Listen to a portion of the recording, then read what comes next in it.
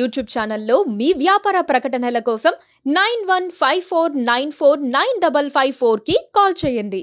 Right, ఇక breaking news చూస్తున్నాం. రామేశ్వరం పోయినా శనీశ్వరం వదలట్లేదని ఓ సామెత ఉంది. జగన్ పాలనలో అరాచకాలను భరించలేక గద్దె దింపి టీటీడీపీని తెచ్చుకుంటే ఇప్పుడు కూడా వైసీపీ బ్యాచ్ పెత్తనం చేసేందుకు రెడీ అవుతోంది.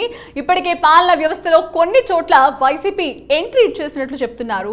పేరుకు టీడీపీ మంత్రులే ఉన్నప్పటికీ వ్యవస్థను నడిపించేది మాత్రం నిన్నటి వైసీపీ బ్యాచ్ అని ఒక బలమైన చర్చ నడుస్తోంది. గత జగన్ ప్రభుత్వంలో మంత్రుల వద్ద పనిచేసిన వారిని పేచీలోకి తీసుకోవద్దని చంద్రబాబు స్వయంగా ఆదేశించినప్పటికీ ఆ మాటలు బేఖాతరు చేస్తూ వైసీపీతో అంటకాగిన వారినే పీఎంఓలుగా ఓఎస్డీలుగా పెట్టుకుంటున్నారు. గత 5 ఏళ్లుగా వైసీపీ హయాంలో జరిగిన అన్ని అరాచకాలు, అక్రమాలు, దౌర్జన్యాల్లో భాగస్వామ్యం ఉన్న అధికారులే ఇప్పుడు కూడా కొత్త ప్రభుత్వంలోనూ మంత్రుల వద్ద పాగా వేస్తున్న తీరు ప్రభుత్వ వర్గాల్లో తీవ్ర చర్చనీయాంశంగా మారింది. అందులోనూ అత్యంత వివాదాస్పద అధికారిగా వైసీపీ హయాంలో పనిచేసిన రిటైర్డ్ ఐఏఎస్ రాజ్యబాబు ఇప్పుడు ఎక్సైజ్ గనుల శాఖ మంత్రి కొల్లు రవీంద్ర పేషీలో చేరుతున్నట్లు వార్తలు వస్తున్నాయి. ఇక అన్ని పనులు చూసుకునే మంత్రి పిఎస్ వేరే పార్టీ సానుభూతి పరుడైతే ఎలా ఉంటుందో ఒకసారి ఊహించుకోవాలి. ఇక ఈ నేపథ్యంలో మంత్రులను ఎలా తప్పుదో పట్టించి సమాచారాన్ని ప్రత్యర్థి పార్టీకి చేరుతారో అర్థం చేసుకోవాలి. జగన్ ఆనవాళ్లు పెడితే ఎలా ఉంటుందో ఓసారి అంచనా వేసుకోవాలి. ప్రభుత్వం మారుతున్న తరుణంలో ఫైళ్లను ఎలా తగలబెట్టారో కళ్లకు కట్టినట్లు చూసుకోవాలి. ఇక అలాంటివన్నీ వదిలేసి వైసీపీతో చట్టాపట్టాలేసుకున్న పిఏలు, ఓఎస్డీలను ఇప్పుడు మంత్రులు పక్కన కూర్చోబెట్టుకుంటున్నారు. ఎంత కొత్త మంత్రులైతే మాత్రం అనుభవజ్ఞులైన పిఏల కోసం వైసీపీ బ్యాచ్ ను పెట్టుకుంటారా అన్నది పెద్ద ప్రశ్నే. ఇక గతంలో పిఎస్, ఓఎస్డీల నియామకంలో చంద్రబాబు తీసుకున్న జాగ్రత్తలను ఇప్పుడు గాలికి వదిలేశారు. వెరిఫికేషన్ కూడా లేకుండా నేరుగా తమ పేషీలో చేర్చుకుంటున్నారన్న వార్తలు వస్తున్నాయి.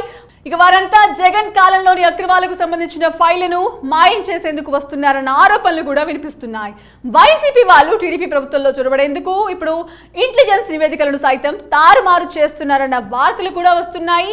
ఇక మంత్రికి మంచి పేరు వచ్చినా, చెడ్డ గుర్తింపు వచ్చినా అది పిఎస్లు, ఓఎస్డీల వల్లే జరుగుతుంది. అందువల్ల ఉన్నంతలో సమర్థులను, నిజాయితీ పరులను మాత్రమే పేషీలోకి తీసుకోవాలని మంత్రివర్గాలు కూడా కోరుతున్నాయి. ఇక దీనికి భిన్నంగా కొన్ని శాఖల్లో పరిణామాలు ఉండడం వల్ల ఆందోళన చెందుతున్నాయి. ఇక వైసీపీ వీర విధేయ నేతగా పేరు తెచ్చుకున్న సచివాలయ ఉద్యోగుల సంఘం మాజీ అధ్యక్షుడు వెంకట్రామిరెడ్డి సన్నిహితులే అన్ని చోట్ల వాలిపోతున్నారు. వీరిలో కొందరికి ఇంటెలిజెన్స్ నివేదిక కూడా అనుకూలంగా రావడం ఆశ్చర్యం కలిగిస్తోంది.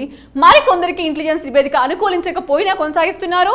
మరోవైపు గత 5 ఏళ్లు టీడీపీ కోసం నిలబడిన వారిపై కూడా కేసులున్నాయంటూ పక్కన పెడుతున్నారు. దాంతో మంత్రులు అనిత, గొట్టిపాటి రవి, నిమ్మల రామానాయుడు, లోకేష్, కొల్లు రవీంద్ర కార్యాలయాల్లో ఎవరు చేరుతున్నారని ముఖ్యమంత్రి కార్యాలయం, సీఎంఓ ఆరా తీస్తున్నట్లు కూడా సమాచారం. ఇదిలా ఉండగా టీడీపీ ఎంపీలకు కూడా ఈ సెగ తప్పడం లేదు. నిన్నటి వైసీపీ ఎంపీలకు పీఏలుగా పనిచేసిన వాళ్ళు ఇప్పుడు ఉద్యోగం, ఉపాధి కోసం టీడీపీ ఎంపీల చుట్టూ తిరుగుతున్నారని, ఢిల్లీ నుంచి గల్లీ దాకా తమకంతా తెలుసని, తమను వ్యక్తిగతంగా సహాయకులుగా పెట్టుకుంటే అంతా చూసుకుంటామని నూరిపోస్తున్నారు. దాంతో ఇప్పుడు టీడీపీ ఎంపీలు ఆలోచనలో పడిపోయారు.